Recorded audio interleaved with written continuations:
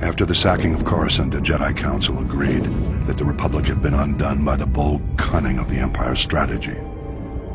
A closer look, however, suggests the sacking of Coruscant was not the crowning moment of the Empire's campaign, but rather a risky maneuver undertaken after all other efforts had failed.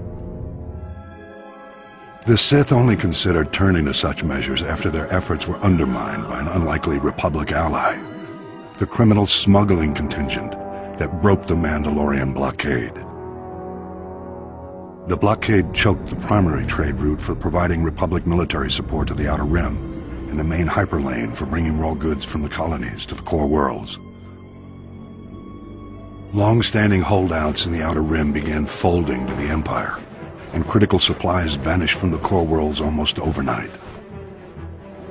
As starvation swept through the lower levels of Coruscant, riots broke out planet-wide.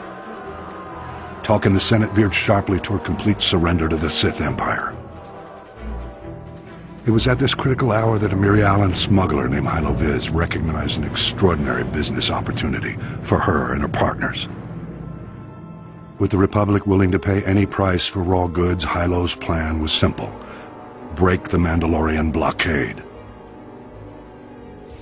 Loading massive freighters with all the goods the Outer Rim had to offer, Hylo and her fellow smugglers hauled their loads to within a parsec of the blockade and stopped still.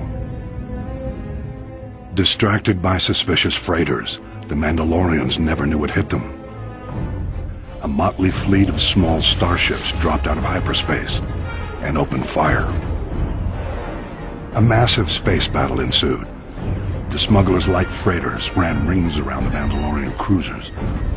But even so, Hylo Visz and her band were outmatched.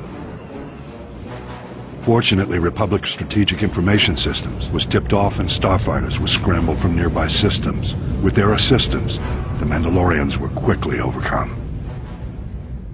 The blockade broken, Hylo Visz brought freighters full of raw goods into Coruscant and walked away with more wealth than she had ever imagined.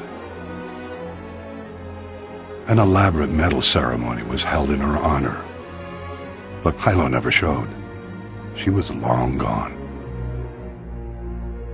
Rumor has it Hylo Visz was killed a year later for double-crossing the Hutts.